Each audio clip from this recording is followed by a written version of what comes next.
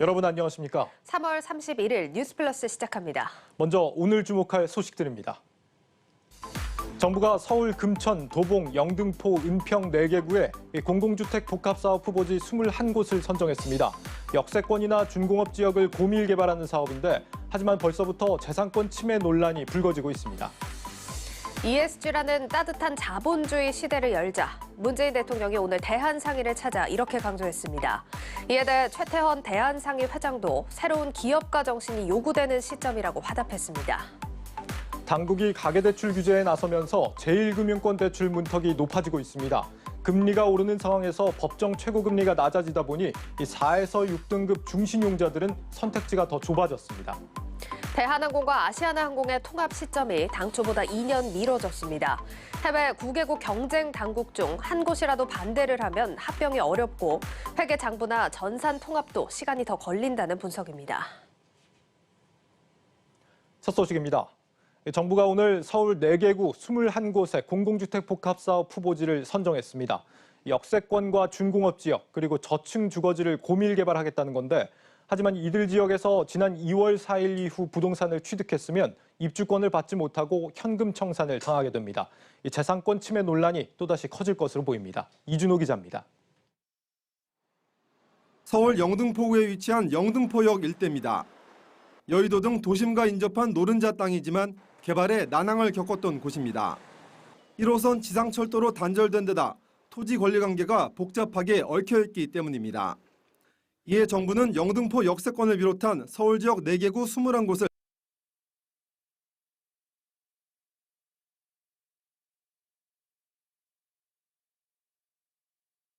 예정입니다. 사흘 중 본격적으로 주민설명회 등 의견 수렴을 실시하고 토지주에 대한 동의 확보 절차에 착수하여 7월 중에는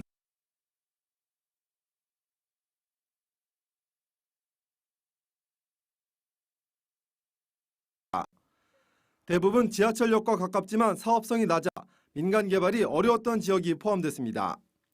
창동 일대의 준공업지 2곳과 불광, 신길 등 저층 주거지 10곳도 공공주도로 개발이 이뤄집니다. 정부는 후보지 21곳의 용적률이 상향되는 만큼 사업성이 좋아져 토지주의 수익률도 크게 개선될 것으로 기대했습니다. 하지만 정부의 장밋빛 전망처럼 도심 개발 사업이 원활하게 진행될지는 미지수입니다. 서울시장 후보들이 민간 개발을 앞세우고 있는 데다 LH 사태로 불신이 커진 공공이 사업을 감당할 수 있을지도 의문입니다. 특히 위헌 소지까지 제기되고 있는 재산권 침해 논란도 사업 추진과 맞물려 더욱 커질 가능성이 높습니다. 이들 지역에서 지난 2월 4일 이후 주택 등 부동산을 산 사람들은 입주권을 받지 못하고 현금 청산을 해야 하기 때문입니다. 나중에 들어온 사람은 그 입주권이 없기 때문에 수많은 재산상의 피해를 보고 서울 시내 어디 살더라도 약간만 낙후되어 있으면은 언제든지 국가가 뺏어갈 수 있다. 이런 사회 분위기까지 만들 수 있습니다. 국토부는 법률 검토를 통해 위헌성이 없는 것으로 판단한 데다 후보지에서 특이 동향도 발견되지 않았다며 문제가 없다는 입장을 고수했습니다. 한국경제TV 이준호입니다. 문재인 대통령이 최태원 대한상의 회장 취임 축하를 겸해 상공인의 날 기념식을 직접 찾았습니다. 문 대통령은 올해를 ESG 경영의 원년으로 삼겠다고 했고 최태원 회장도 새 기업가 정신이 요구되는 시점이라며 맥을 같이 했습니다. 정원우 기자입니다. 문재인 대통령은 우리 경제 반등의 공을 기업인들에 돌리며 특별히 감사의 뜻을 전했습니다. 그러면서 경기 반등 추세를 이어가고 지속 가능한 발전을 위해 ESG 경영의 중요성을 강조했습니다. 환경, 사회, 지배구조 같은 비재무적 성과도 중시하는 ESG라는 따뜻한 자본주의의 시대를 열어야 할 때입니다. 문 대통령은 올해를 ESG 경영 확산의 원년으로 삼겠다며 정부의 폭넓은 지원을 약속했습니다. 상의 회장 취임 일성으로 ESG를 꺼냈던 최태원 회장도 이날도 새로운 기업가 정신을 강조했습니다. 그 어느 때보다 우리 사회가 기대하는 기업의 역할에 대한 고민이 필요합니다. 상공인들에게 요구되는 시점이라고 생각됩니다. 기념식 전 문 대통령은 최 회장과 별도의 환담도 가졌습니다. 문 대통령은 박용만 전 회장 시절 규제 샌드박스의 성과를 언급하며 기업들 의견을 최우선적으로 정례적으로 협의해서 함께 해법을 모색해 나갈 것이라고 약속했습니다. 문 대통령의 대한상공회의소 방문은 이번이 5번째입니다. 코로나 상황 속에서도 직접 상의를 찾은 것은 경제계 수장인 최태원 회장에 대한 예우의 뜻도 내비친 겁니다. 기념사에서는 회장단 기업인들을 일일이 호명하기도 했습니다. 한국경제TV 정원우입니다. 요즘 고신용자가 아니면 은행 대출 받기가 쉽지 않습니다. 은행들이 리스크 관리에 나서고 있는 건데 금리는 오르고 법정 최고금리까지 낮아지면서 중신용자들은 선택지가 점점 좁아지고 있습니다. 김보미 기자입니다. 5대 시중은행들의 고신용자를 대상으로 한 대출 비중은 매년 증가해 올해는 전체 대출 규모의 94%를 넘어섰습니다.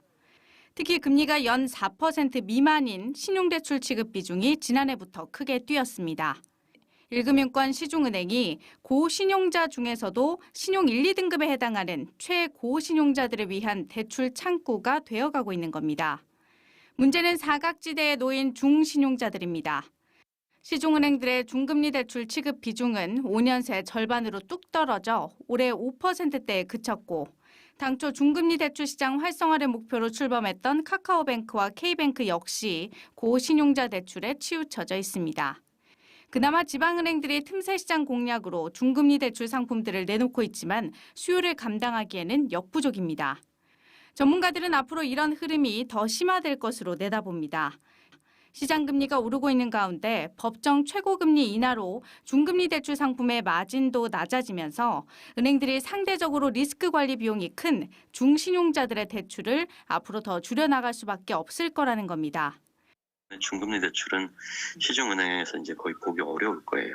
인터넷 전문은행도 취급하기 상당히 어려울 거예요. 왜냐하면 적자를 안겨다주는 구조이기 때문에 4등급 이하부터 부도율이 많이 증가하거든요. 그게 법정 최고금리 20% 가지고는 은행에서 오히려 역마진이 날 수 있는 부분들이 생기거든요. 일금융권에서 신용대출을 받을 수 있는 마지노선은 신용등급 기준으로 과거 6등급대에서 현재 4, 5등급 초반대로 올라온 상황. 결국 중금리 대출을 주로 이용해왔던 소상공인들의 선택지가 좁아지고 있는 건데 그 어느 때보다 정부의 섬세한 금융정책이 필요한 시점이라는 지적이 나오고 있습니다. 한국경제TV 김보미입니다. 대한항공이 아시아나항공과의 통합 시점을 2년이나 미뤘습니다. 석 달간 실사를 진행해보니 해결할 부분이 한두 가지가 아니라는 겁니다. 고영욱 기자입니다. 대한항공이 아시아나항공과의 통합 시점을 오는 2024년으로 변경했습니다. 회계정부와 전산통합, 항공동맹 문제 등 해결해야 할 과제가 수십 가지에 달해 당초 계획보다 2년은 더 걸릴 것으로 판단한 겁니다. 세계 각국 경쟁당국이 아시아나항공 인수를 언제 승인해 줄 것인지 불투명하다는 점도 통합 연기 결정에 영향을 미쳤습니다. 미국, 유럽연합, 중국 등 반드시 승인을 받아야 하는 9개 국가 중 현재까지 승인을 받은 곳은 터키 한 곳에 불과합니다. 대한항공은 이 기간 동안 아시아나항공을 자회사로 별도 운영하기로 했습니다.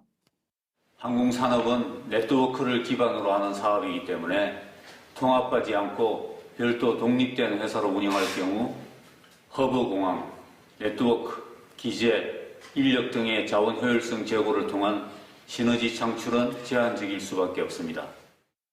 통합이 완료되면 아시아나항공이란 이름은 사라지고 대한항공만 남게 됩니다. 대한항공 측은 통합 과정에서 발생하는 비용이 워낙 커 통합 후 2년이 지난 2026년에야 연간 3천억 원에서 4천억 원 수준의 시너지 효과가 나타날 것으로 내다봤습니다. 시너지는 양사의 중복 노선 정리로 남게 되는 항공기나 인력을 신규 노선에 투입하고 지상 조업 부문을 통합하는 방식으로 낼 계획입니다. 특히 정비 분야를 통합해 현재 해외로 유출되고 있는 1조 3천억 원 규모의 정비 일감을 국내 자체 정비로 전환한다는 계획입니다. 진에어와 에어서울, 에어부산 등 양사 산하에 있는 저비용 항공사 3곳도 하나로 합칩니다. 대한항공은 양사를 합치더라도 항공권 가격을 올리는 등의 방식으로 독과점 이윤을 누리는 일은 없다고 강조했습니다. 한국경제TV 고영욱입니다. 현대모비스가 자동차 부품 회사 이미지를 벗고 소프트웨어와 플랫폼 중심의 기술 전문 기업으로 거듭나겠다는 비전을 제시했습니다. 이런 비전을 실현하기 위한 핵심 기술도 대거 선보였는데 어떤 기술인지 배성재 기자가 소개해드립니다. 자동차의 앞바퀴와 뒷바퀴가 모두 자유롭게 회전합니다. 핸들 위치를 자유자재로 바꾸기도 하고 스마트폰을 거치하는 것만으로 차량의 모든 기능을 제어할 수 있습니다. 현대모비스가 이번에 새롭게 공개한 전기차 기반의 공유 차량 콘셉트카입니다. 보시다시피 휴대폰을 스티어링 휠에 끼우면 이처럼 전방 하단에서 휴대폰 화면을 확인할 수 있습니다. 네 바퀴 모두 180도 회전이 가능해 좁은 공간에서도 쉽게 주차할 수 있습니다. 현대모비스는 이 차량에 들어간 기능들을 점차 상용화해 5년 뒤에는 전체 상용화를 목표로 하고 있다고 밝혔습니다. 5년 안에 제품화를 지금 목적으로 하고 있습니다. 휠별 독립적인 조향, 제동, 구동이 돼야 되는 부분들은 지금 이제 선행을 시작했지만 아직 좀 안정화와 신뢰를 위해서 좀 시간을 좀 가지고 확실하게 좀 개발을 진행하고 있습니다. 이 밖에도 4인승 목적 기반 차량과 차세대 운전석의 모습 등이 새로이 공개됐습니다. 이 모델에는 에어컨과 스피커 등을 손 동작만으로 조작할 수 있고 중앙 디스플레이를 자유자재로 움직일 수 있는 기능들이 탑재됐습니다. 현대모비스는 오늘 신기술 발표와 함께 기존 부품 중심의 사업 구조를 소프트웨어 중심으로 바꾸는 내용의 중장기 미래 전략도 공개했습니다. 전통적인 자동차 부품 제조 서플라이에서 소프트웨어와 플랫폼 중심의 기술 전문 기업으로 비즈니스 모델을 전환하고자 합니다. 이를 위해 현대모비스는 현재 1조 원 수준인 연구개발 직접 투자액을 5년 뒤 1조 7천억 원 규모로 확대한다는 방침입니다. 또 러시아 자율주행 기업인 얀덱스, 미국의 모셔널 등 해외 기술 기업과의 오픈 이노베이션도 적극적으로 해나가겠다고 밝혔습니다. 한국경제TV 배성재입니다.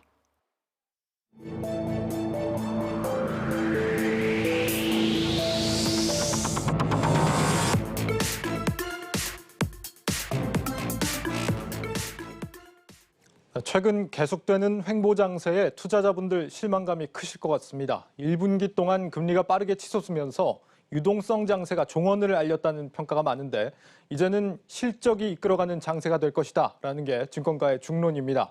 그런 의미에서 앞으로 주목해봐야 할 업종들 그리고 2분기에는 과연 이 박스권 장세를 극복할 수 있을지 살펴보겠습니다. 먼저 정희형 기자입니다.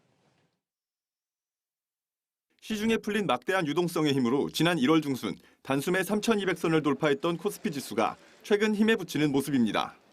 최근 한 달 동안 3,000선을 두고 등락을 거듭하며 유동성의 힘은 상당 부분 소진된 모습입니다. 때문에 시장의 시선은 오는 4월부터 발표될 상장 기업들의 1분기 실적 개선 여부에 쏠리고 있습니다. 금융정보업체 FN가이드에 따르면 추정기관 3곳 이상인 상장사 195개사의 지난 1분기 영업이익은 40조 3,831억 원으로 예상됩니다. 코로나19 충격에 실적 악화가 본격화됐던 지난해 1분기 대비 82.7% 높은 수준입니다. 전년 동기 대비뿐 아니라 1개월 전 추정치인 39조 4,582억 원보다도 2.3%가량 상승하며 지난 1분기 호실적에 대한 기대감은 높아지고 있습니다. 구체적으로 195개 상장사 가운데 81%에 달하는 159개 상장사가 전년도 대비 개선된 실적을 발표할 것으로 전망됩니다. 지난해 1분기 기저효과와 더불어 경제 정상화를 넘어선 수출 호조 등에 힘입어 실적 개선 폭이 대폭 확대됐다는 분석입니다. 아울러 기업이익이 기업 가치의 핵심 지표인 만큼 이익 개선 폭이 확대될수록 증시 급등에 대한 정당성과 함께 추가 상승의 원동력이 될 것이란 설명입니다. 지수가 이제 많이 올라왔을 때 실적이 더 좋아지지 않으면은 상승의 한계가 있다라는 걱정들이 좀 있었죠. 예, 그런데 이제 실적이 만약에 뒷받침돼 주면 그동안 주가 오르는 거에 대한 정당성을 확보하기 시작하니까 실적 추정치가 상향되고 잘 나오면 자신감을 가지게 되죠. 시장 상승에 대해서. 업종별로는 증권업종이 가장 높은 이익 개선폭을 보이며 지난 1분기 영업이익은 전년 동기 대비 2,382% 오른 1조 4,119억 원으로 예상됩니다. 아울러 운수업종 역시 해상운수업종은 전년 동기 대비 1,034% 오른 7,895억 원이 예상되고 항공운수업종은 흑자 전환이 예상됩니다. 이 밖에도 백화점, 화학, 의료장비 및 서비스, 미디어, 도소매, 전력업종 등이 전년 동기 대비 세 자릿수대 영업이익 증가가 예상됩니다. 다만 지난 1분기 실제 실적이 높아진 시장의 전망치보다 부진할 경우엔 주가가 타격을 받을 수 있습니다. 때문에 영업 환경이 개선된 종목에 주목하면서 동시에 실제 실적 역시 면밀히 확인할 필요가 있다는 조언입니다. 한국경제TV 정희영입니다. 네, 올해 실적 개선이 크게 두드러지는 업종들 그리고 이런 개선세가 증시에 미칠 영향까지 알아보겠습니다. 증권부 신재근 기자 나와 있습니다. 신 기자, 현재 이 실적 개선이 부각되고 있는 업종들을 보면 증권업, 철강 그리고 뭐 IT 이런 업종들을 좀 눈에 띄다라고 볼 수 있겠는데 하나씩 좀 살펴보겠습니다. 증권 업종 같은 경우에 앞서 리포트를 보면은 이제 영업이익 증가폭이 2000%가 넘습니다. 역시 뭐 동학개미 효과라고 할 수 있겠죠? 네, 그렇습니다. 일단 개인 투자자들의 활발한 증시 참여 때문인데요. 증권사는 개인 투자자들이 거래를 많이 하면 거기에서 오는 수수료 수입이 또 주 수입이 됩니다. 네. 그만큼 개인 투자자들이 거래를 많이 하면 증권사들의 실적에도 도움이 되는 겁니다. 개인 투자자들 주식 열풍은 올해 같은 경우도 좀 상당히 좀 뜨거울 걸로 예상이 되고 있습니다. 네, 그렇습니다. 일단 1분기는 매우 뜨거웠습니다. 네. 작년보다 뜨거웠는데요. 일단 1분기 코스피와 코스닥 합산 하루 평균 거래 대금은 33에서 34조 원 수준이었습니다.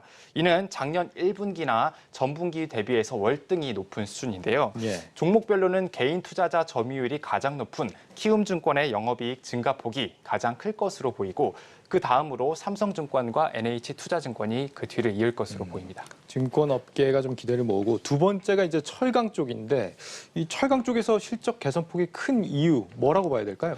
네, 일단은 작년 철강 업종은 코로나19 팬데믹의 직격탄을 맞았는데요. 예. 경기가 아무래도 위축이 되다 보니까 그 철강 수요도 많이 위축이 됐고요. 하지만 올해는 상황이 정반대일 것으로 보입니다. 경기 회복이 본격화하면서 현재는 공급이 수요를 못 따라가는 상황에 이르렀는데요.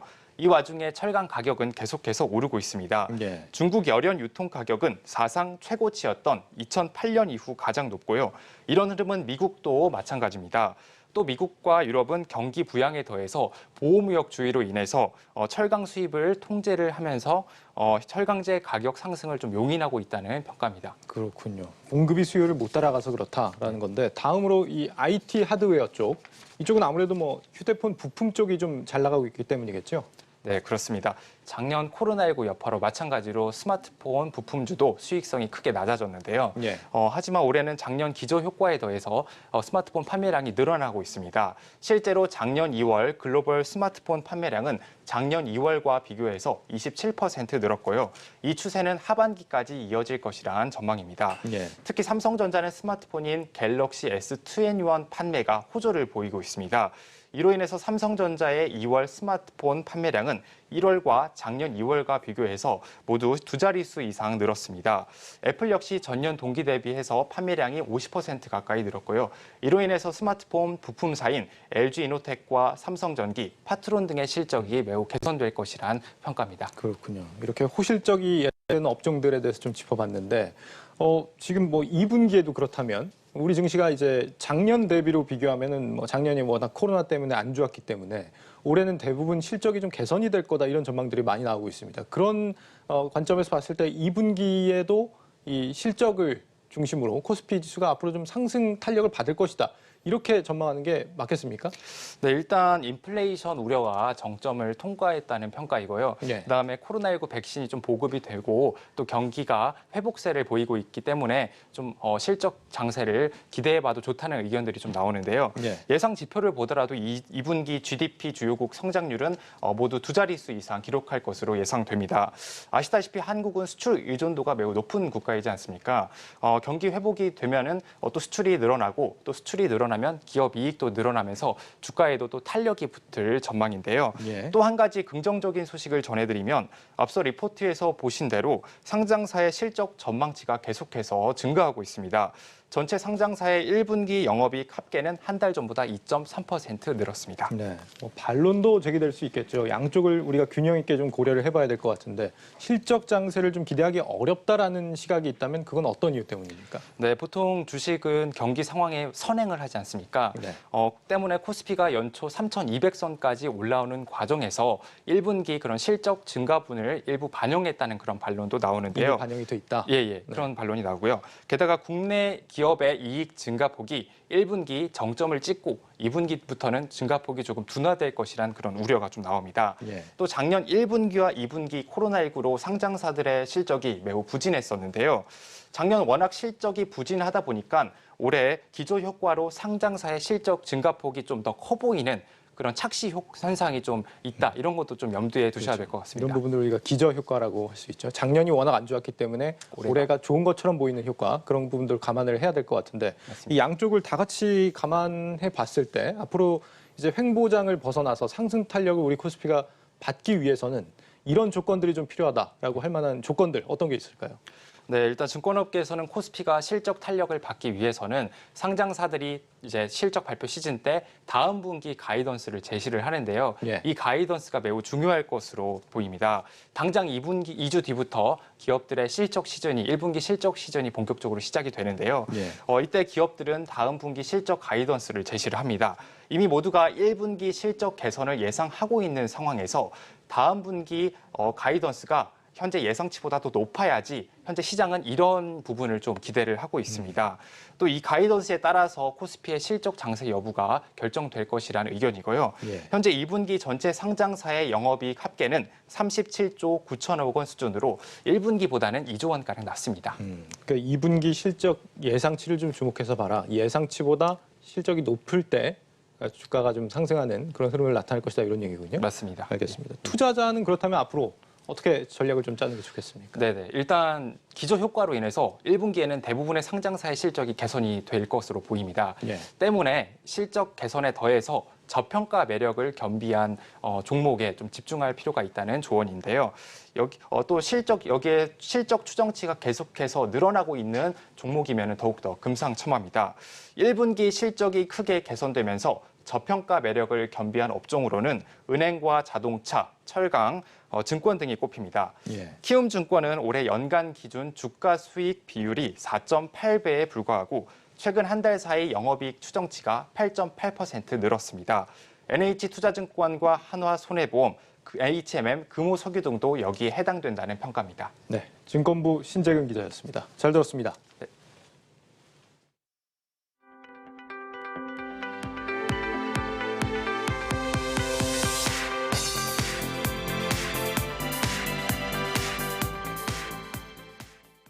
움직이는 영상 속의 상황을 감지하고 판단하는 인공지능 기술은 난이도가 상당한 것으로 알려졌습니다.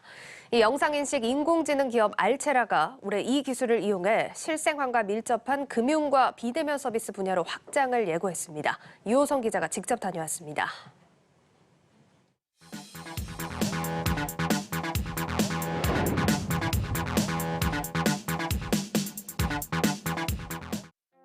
여러분 반갑습니다. 벤처 매거진 시간입니다. 오늘은 이 판교에 나왔는데요. 여러분들 아시다시피 이곳 판교에는 넥슨이나 카카오 같은 IT 기업들이 자리 잡고 있죠. 그런데 최근 시장에서 아주 뜨거운 관심을 받고 있는 기업이 있다고 해서 저희가 이렇게 찾아왔습니다. 인공지능 기업인데 우리의 이 눈과 연관이 깊습니다. 자, 과연 어떤 기업인지 함께 한번 찾아가 보도록 하겠습니다. 바로 가보시죠.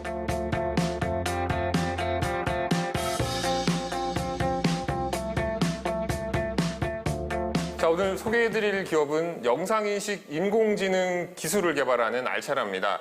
오늘은 황영규 대표와 함께 알체라 그리고 인공지능 산업에 대해 이야기 나눠보도록 하겠습니다. 대표님 안녕하십니까? 안녕하세요. 알체라를 대표하고 있는 황영규입니다. 반갑습니다. 네, 반갑습니다. 제가 그 대표님 이력을 조금 보태서 좀 설명을 좀 드려볼게요. 이 알체라 대표님이신 황영규 대표님이신데 미시간 주립대학교 전자공학 학사를 받으셨고 위스콘신 대학교 전자공학 석사 그리고 서울대 융합과학기술대학원 박사 마지막으로 삼성종합기술원 전문연구원 또 출신이세요.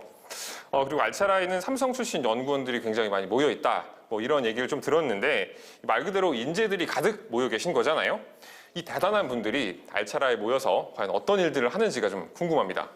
알체라는 현재 AI로 카메라를 똑똑하게 해서 우리 사회가 안전하고 재밌게 살 수 있는데 기술로 기여하는 회사입니다. 그래서 거기에 관련된 기술들과 제품을 개발하고 있습니다.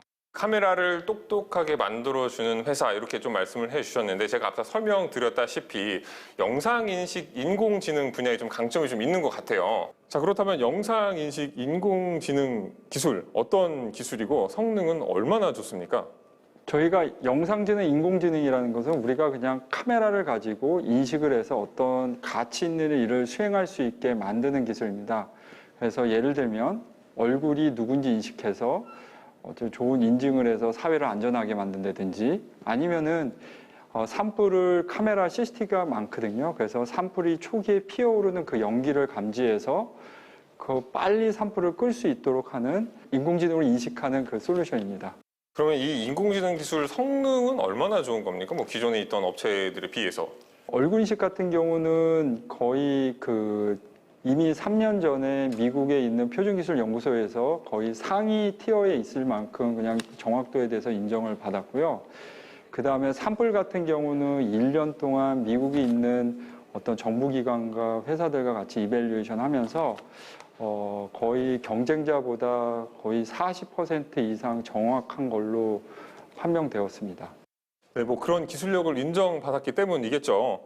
산불 피해가 빈번한 미국 캘리포니아 소노마 카운티 지역에 영상인식 인공지능 솔루션을 공급하셨다는 얘기가 좀 들렸습니다. 이거는 어떤 의미인가요? 첫 번째는 어려운 산불을 감지한다, 카메라로 감지한다는 게 초기 산불을 감지하는 게 매우 기술적으로 어려운 문제거든요. 그거를 저희가 사업화시켜서 납품을 한다는 것은 저희 알체라의 기술력을 사실 입증한 사례고요.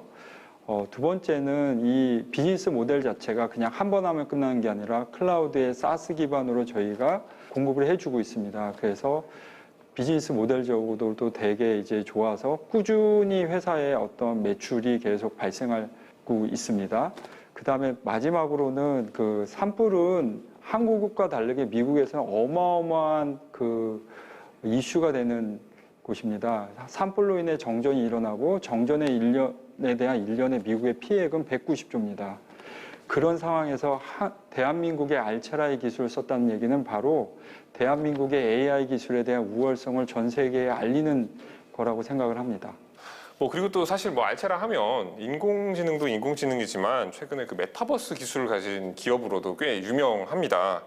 네이버 스노우에 들어가는 AR 기술을 만드셨다. 이런 얘기들이 좀 있는데 이 분야에 대한 성과, 앞으로 대한 어떤 성과는 어떻게 좀 보고 계시나요?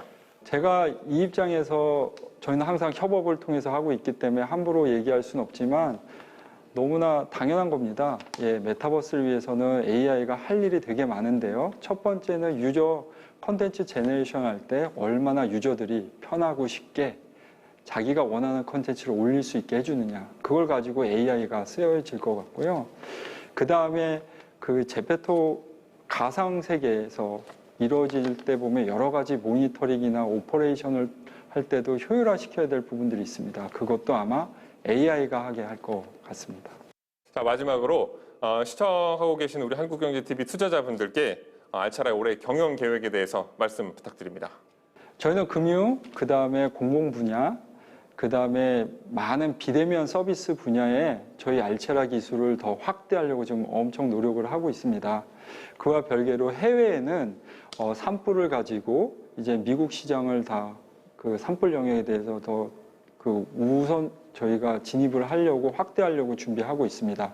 그로 인해 매출은 저희가 주주 IPO 가면서 이제 주주님들과 우리 사회에 약속한 그 매출을 저희가 꼭 달성하고 그거는 약속을 지킨다는 알체라를 보여드릴 겁니다. 일단은 약속을 좀 지키는 그런 알체라가 될지 한번 지켜보도록 하겠습니다. 네, 오늘 말씀 여기까지 듣겠습니다. 지금까지 알체라 황영규 대표였습니다. 감사합니다.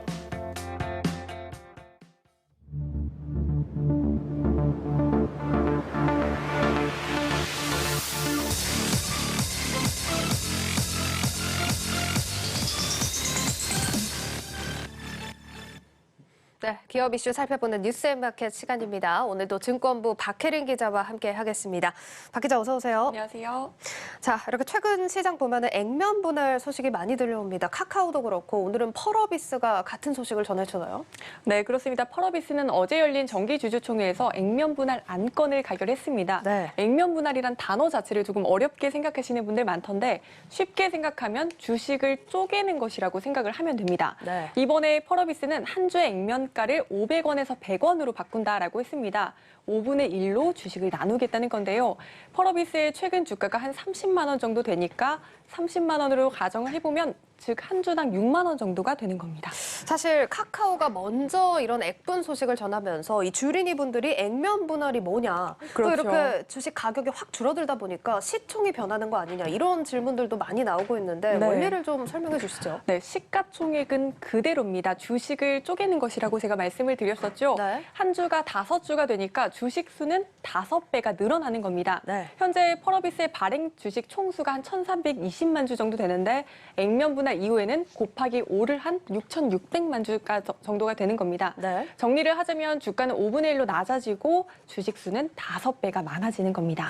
일단 시가총액에는 변화 없이 이 발행된 주식 수를 늘리는 거다 이렇게 좀 이해를 해보겠습니다. 자, 그럼 이게 언제 반영되는지가 중요할 텐데 사실 이 소식을 모르고 나중에 네. 계좌를 열어보셨다가 깜짝 놀라실 수도 있을 것 네, 같아요. 그렇습니다. 일단 다음 달 13일부터 15일까지 거래가 정지됩니다. 네. 16일부터 신주가 상장돼 거래가 되는 건데요. 즉 12일까지 보유하고 있으면 16일에 한 주당 가격이 5분의 1로 낮아지고 주식 수는 5배로 늘어나게 됩니다. 평가 금액은 그대로입니다. 뭐 최근 카카오부터 펄어비스까지 액분 소식을 계속해서 전하고 있는데 사실 시장 점유율이 큰 기업들이기 때문에 이런 기업들이 선택을 하는 데는 이유가 있겠죠. 네, 액면 분할은 사실 기업의 재무 구조에는 영향이 없습니다. 다만 이 수급에 미치는 파급 효과는 적지 않습니다. 30만 원짜리 주식을 접근하기엔 다소 문턱이 높다고 생각하시는 분들 계시겠지만 6만 원이라고 가정을 하면 부담이 조금 많이 줄어들죠. 네. 주가가 가벼워지고 주식 수도 늘어나면서 거래도 이제 활성화되니까 주가에 긍정적으로 작용할 가능성이 높습니다. 네, 오늘 펄어비스 주가를 보시면 한 2% 넘게 상승 마감을 짓는 모습이었는데 뭐 항상 그런 건 아니지만 사실 액분 소식이 전해지면 시장에서는 보통은 좀 호재로 받아들이는 경향이 있는데 그래도 또 투자는 항상 잘 살펴봐야겠죠. 네, 맞습니다. 액면 분할이 곧 주가 상승을 의미하는 건 아닙니다. 사실 기업 가치는 그대로인데 주가가 가벼워지고 주식 수만 많아지는 거잖아요. 네. 국민주로 불리는 삼성전자를 한번 예로 들어보겠습니다. 265만 원이던 주식이 50대 1로 액면 분할하면서 2018년 5월 4일 주가는 5만 3천 원으로 시작을 하게 됩니다. 네. 보시다시피 액분 이후 첫날 2%대 하락한 이후 상당 기간 주가가 부진한 흐름을 보이다가 종가 기준으로 5만 3천 원 위로 처음 올라온 게 다음 해 11월 6일입니다. 네. 1년 반이란 시간 동안 많은 투자자들이 사실 가슴앓이를 했을 겁니다.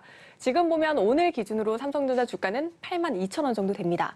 이 기간 상승률을 따져보면 한 55% 정도 나옵니다만 이게 보유 기간에 따라 손실을 봤던 분들도 꽤 됐을 겁니다. 네. 따라서 이게 즉 액면 분할이 무조건 주가 상승을 가져온다고 보기는 어렵고 꼭 기업 가치까지 따져보시고 투자하셔야 합니다.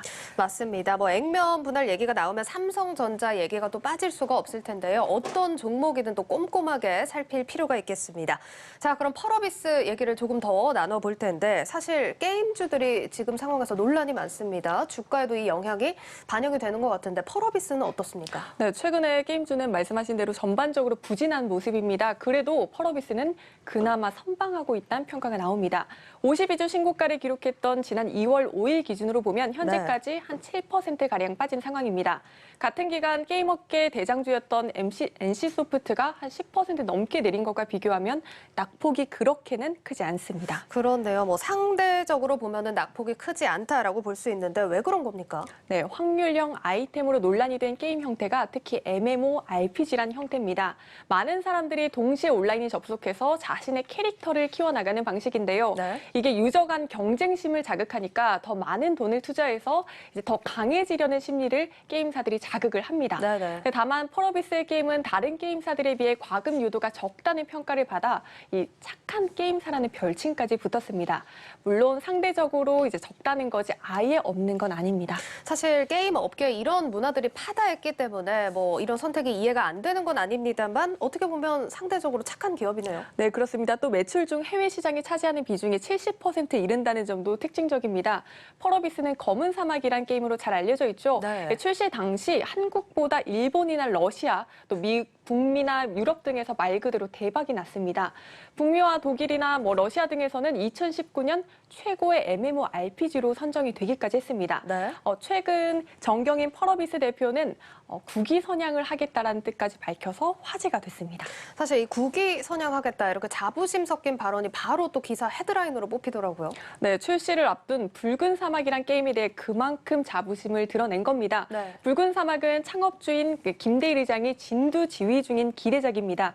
지금 나오고 있는 영상이 붉은 사막입니다. 네. 지난해 북미 게임 시상식에서 영상이 공개된 이후 벌써부터 큰 관심을 모으고 있습니다. 아니 생각보다 퀄리티가 있는 게임인 것 그렇죠. 같아요. 이 신작 효과가 그럼 언제쯤 주가에 반영이 되겠습니까? 네, 하반기부터 붉은 사막에 대한 모멘텀이 강해질 것으로 증권업계는 예상하고 있습니다.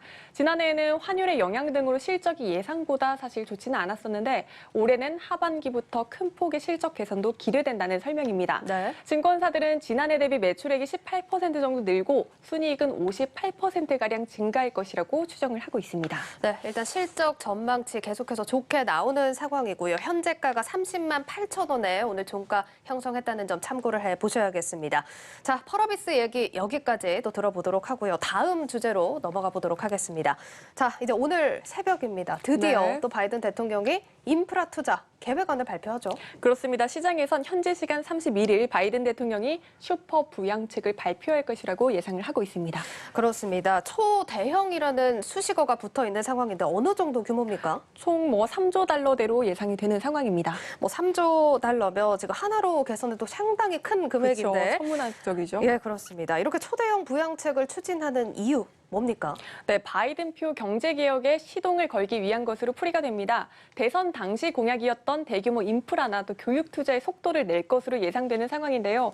특히 친환경 인프라 구축과 기후변화 대처 등 핵심 국정과제를 달성하려는 보관입니다. 그렇습니다. 특히나 또 바이든 대통령 당선 전부터 친환경은 또 특히나 주목받아오던 키워드인데 이 시점에서 그러면 친환경 관련 기업 하나 소개를 들어볼까요? 그렇다면 오늘은 OCI를 다뤄보도록 하겠습니다. 폴리실리콘은 태양광 패널의 핵심 소재인데 OCI는 폴리실리콘을 생산하는 기업입니다. 그렇습니다. 이 친환경이 또 각광을 받으면서 폴리실리콘 얘기도 많이 들리고 있어요, 시장에서. 네, 최근 세계적으로 태양광에 대한 수요가 급증하고 있죠. 업계에 따르면 이달 들어 폴리실리콘의 가격은 연초 대비 40% 이상 올랐다고 합니다. 심지어 비수기인데도 전체적으로 이게 선제적으로 재고를 확보하려는 움직임에 이렇게 가격이 강세를 보이고 있는 겁니다. 비수기인데도 가격이 이러면 성수기 생각하면 수요가 엄청나게 늘고 있다는 거네요. 네, 또 여기에 또 한 가지 이슈가 있는데요. 미국 태양광협회가 중국 신장에서 생산하는 폴리실리콘을 사지 않겠다라고 발표하면서 이른바 불매 운동이 벌어지고 있습니다. 문제는 신장은 전 세계 폴리실리콘의 절반 가까이를 생산하는 지역입니다. 즉 수급에 더 차질이 생길 수밖에 없게 되면서 가격이 치솟고 있는 겁니다. 사실 신장지구 얘기가 나오면 또 이해가 되는 게 이 신장지구를 둘러싸고 미중 갈등이 또 첨예하지 않습니까? 네, 조금 사안이 복잡한데 짧게 설명을 드리자면 미국이 줄곧 중국이 이슬람 소수민족인 위구르족을 수용소에 가두고 강제 노역을 시킨다고 주장을 해왔습니다. 중국의 인권 유린을 비판하면서 이게 압박을 가하는 일환으로 이런 불매 운동이 벌어지고 있는 건데요. 이런 움직임은 최근에 EU까지 이어지고 있는 상황입니다. 사실 이게 정치적 사안인 만큼 OCI 입장에서는 또 기회가 될 수 있을 것 같은데 글로벌 시장에서 OCI의 입지가 어떻게 되나요? 네, 먼저 전 세계에서 비중국계 폴리실리콘 제조사는 OCI와 또 독일 바커, 미국 햄록 등 단 3곳뿐입니다. 특히 OCI는 이 중에서 가장 가격 경쟁력이 높은 것으로 알려져 있는데요. 현재 폴리실리콘 가격이 한 1kg당 15달러를 웃도는 수준까지 상승한 상황입니다. OCI는 폴리실리콘의 손익분기점이 한 8달러 수준으로 형성이 돼 있습니다. 올해는 이보다 한 15%를 절감할 계획이라고 하는데요. 사실 이게 이전까지는 원가가 판매가보다 높다 보니까 오히려 팔면 팔수록 적자가 커지는 구조였는데 올해부턴 본격적으로 수익을 낼 수 있게 됐습니다. 다만 일각에서는 올해 말부터 폴리실리콘 가격 상승폭이 조금은 둔화될 수 있다는 전망도 나온다는 점까지 참고하시면 좋겠습니다. 자, 일단 올해부터 본격적인 수익 창출이 가능할 것이다라는 전망이 나왔습니다. 실적에도 경제에도 영향을 줬겠는데요. 그렇습니다. OCI는 2019년 영업이익과 순이익 모두 적자로 전환한 이후 지난해까지 사실 적자가 지속돼 온 기업입니다. 네. 올해는 매출이 한 18.8%가량 늘고 또 영업이익과 순이익 모두 흑자로 전환할 전망입니다. 증권업계선 올해 태양광 설치량이 지난해와 비교해 한 20에서 35%가량 증가할 것이라고 예상을 하고 있습니다. 네. 이에 따라 당연히 OCI 실적도 긍정적으로 점치고 있는 상황이고요. 보시다시피 목표 주가도 빠르게 상향 조정하고 있다는 점 참고하시면 좋을 것 같습니다. 네, 이렇게 오늘 새벽입니다. 바이든 정부의 또 초대형 인프라 투자 계획 또 꼼꼼하게 체크를 해보셔야겠습니다. 증권부 박혜린 기자였습니다. 잘 들었습니다. 고맙습니다.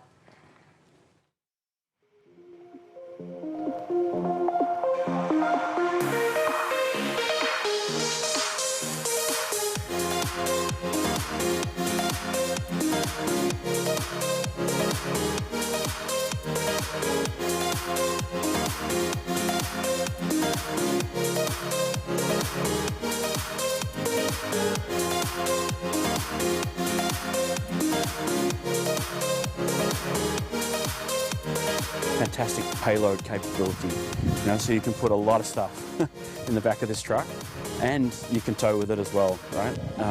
Over 3,000 kilograms of towing capability too. So there's just a lot of confidence that people are going to have associated with using the vehicle.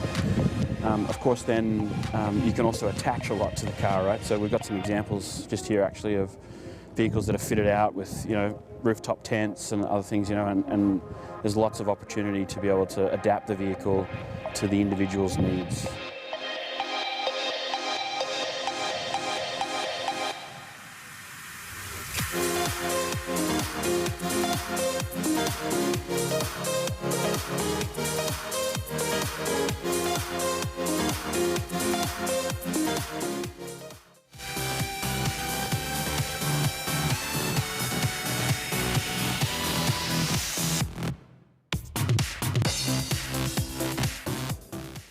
네, 플러스픽 시간입니다. 오늘도 이지우 기자와 함께하겠습니다. 네. 기자, 첫 번째 키워드 바로 보죠. 네. 용진이 형의 도발이 먼저 나왔네요. 네. 제가 알기로는 오늘 첫 번째 키워드는 네, 천재 몰락이죠. 몰락인데요.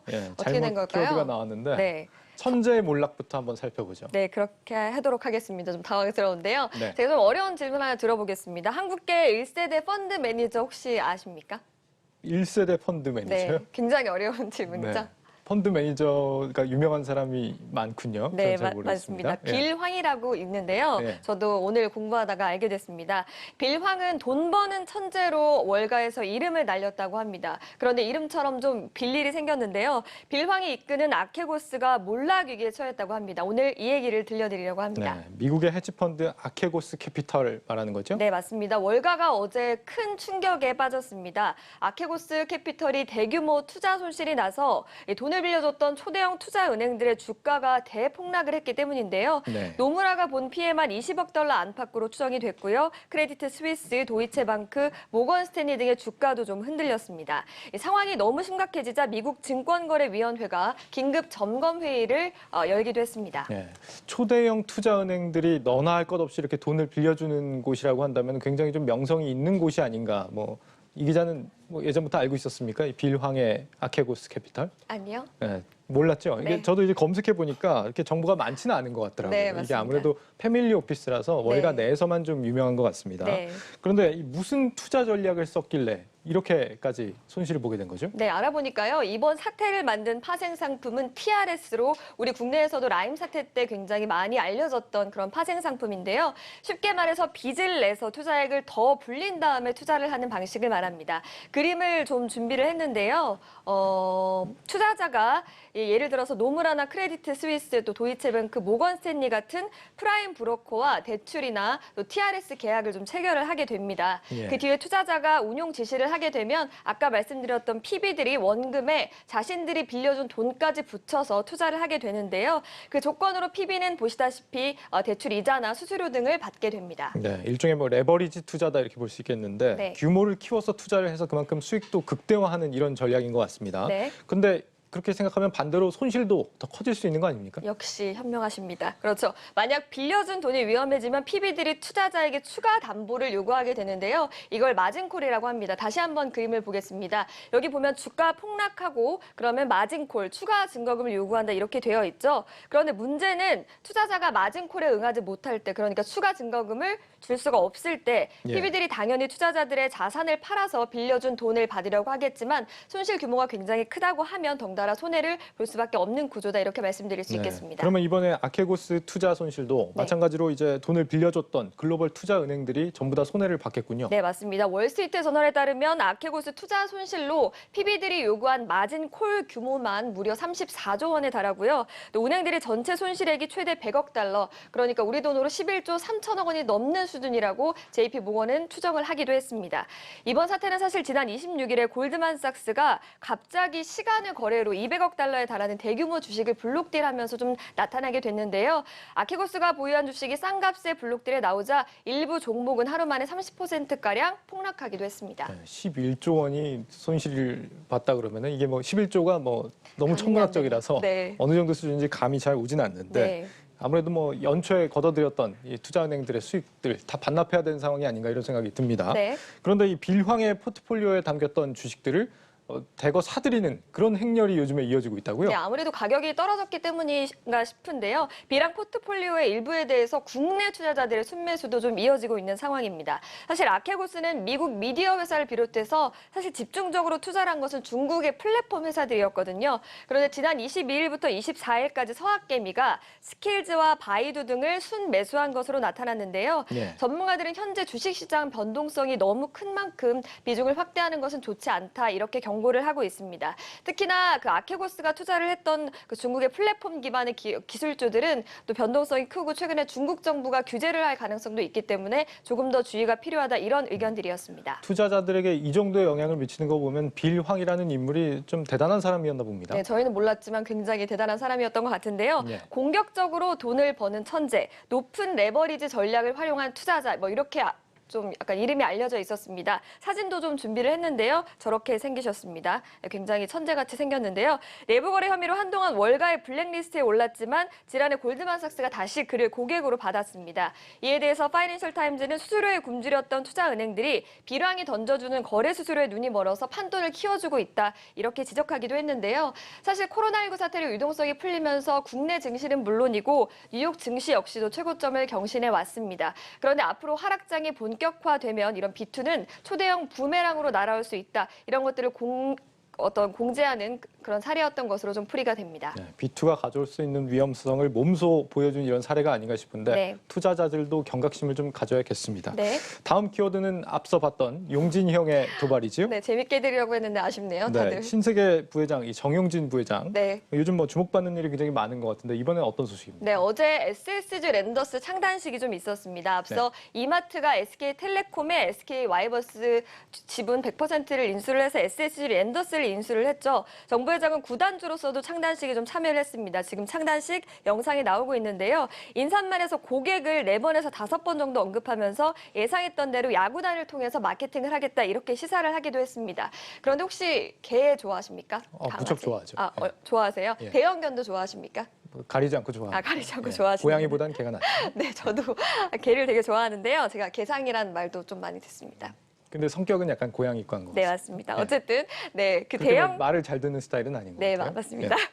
대형견 카네코로스라는 대형견이 있는데 이걸 바탕으로 한 랜디라는 마스코트를 공개를 했습니다. 이렇게 생겼는데요. 굉장히 귀엽죠? 프로야구에서 개를 마스코트로 정한 것은 이번이 처음인데요. 일각에서는 애견인이기도 한 정용진 부회장의 취향이 좀 반영이 됐다 이런 얘기들이 좀 돌고 있습니다. 신세계 야구단이 공식 활동에 들어갔는데 그런데 이 용진이 형의 도발이라니 이게 무슨 얘기입니까? 그러니까 창단식을 마치고 나서 자정이 넘은 시간에 정용진 부회장이 SNS 클럽하우스에 들어온 겁니다. 야구 팬들이 한참 야구에 대해서 얘기를 하고 있을 때 들어왔으니까 굉장히 질문이 많이 쏟아졌겠죠. 도발이 여기에서 나왔는데 야구단 인수 배경에 경쟁사인 롯데를 끌어들인 겁니다. 롯데가 가지고 있는 가치 있는 것들을 본업에 연결시키지 못한다고 생각을 했다면서 대화방에 있는 롯데 팬들을 향해서 손절하시고 SSG 오시라 뭐 이렇게 얘기를 했다고 합니다. 정용진 부회장이 롯데에 도발을 한 거네요. 네, 맞습니다. 정 부회장은 우리는 본업과 연결을 할 것이다. 그리고 걔네라고 표현을 했더군요. 걔네는 우리를 따라올 수밖에 없을 것이다 이렇게 말했다고 합니다.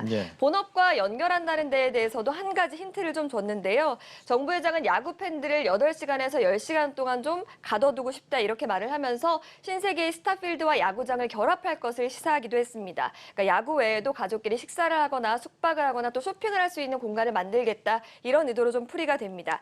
그 일환으로 이마트는 현재 SSG 랜더스의 홈구장이 인천 문학 경기장인데요. 주문을 하면 앉은 자리로 스타벅스 커피를 가져다주는 그런 서비스도 좀 개발하고 있다고 하니까 관심이 모여지고 있습니다. 야구단만 운영하는 게 아니라 야구 관람 문화 자체의 변화를 주려는 시도로 보이네요. 이 롯데는 상당히 좀 불쾌했습니다. 맞습니다. 날이 밝고 이 소식이 전해지자 롯데 측 인사들은 굉장히 불쾌감을 좀 나타냈습니다. 롯데그룹은 1982년에 롯데 자이언츠를 창단해서 운영을 하고 있죠.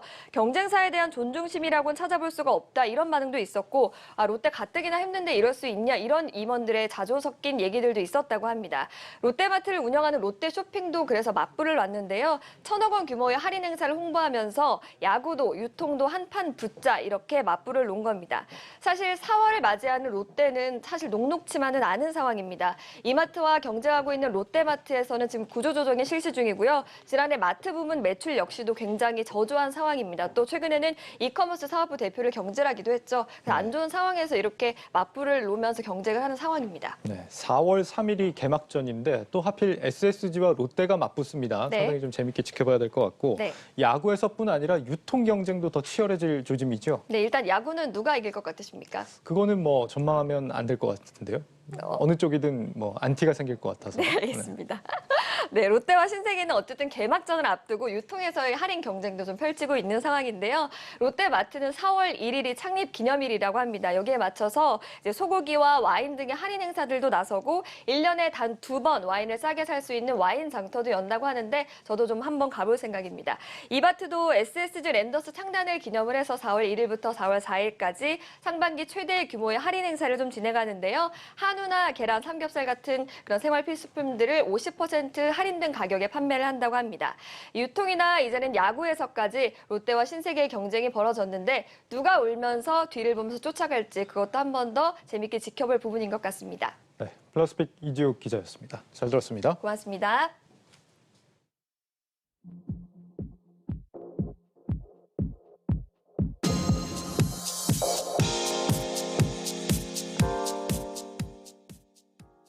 놓치면 서운한 글로벌 뉴스입니다.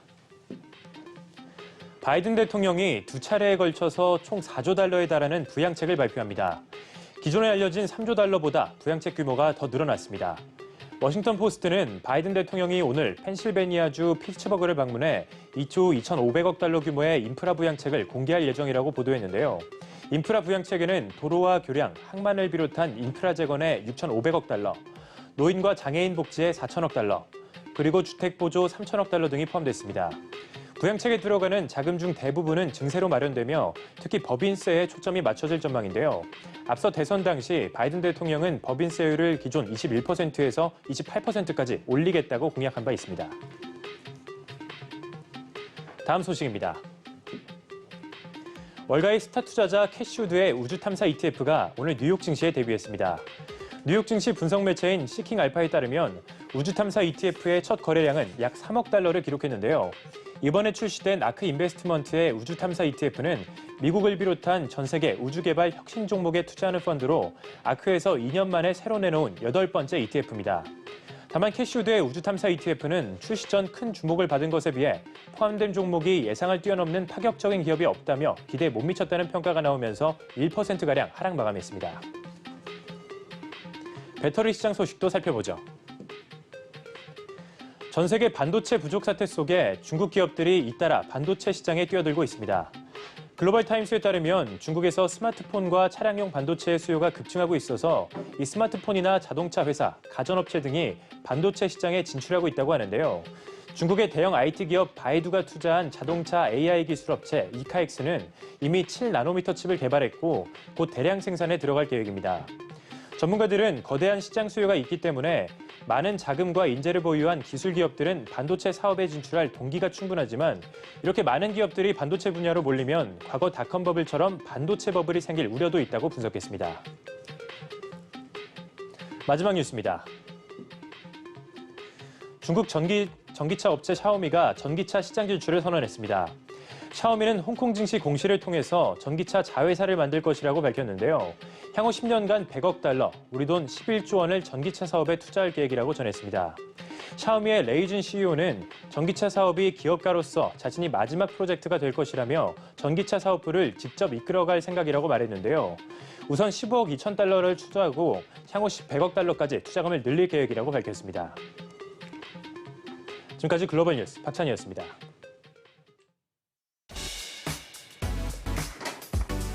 이어서 주요 일정 전해드립니다. 현지 시각 31일 조 바이든 미국 대통령의 대규모 인프라 투자와 함께 증세안을 공개합니다.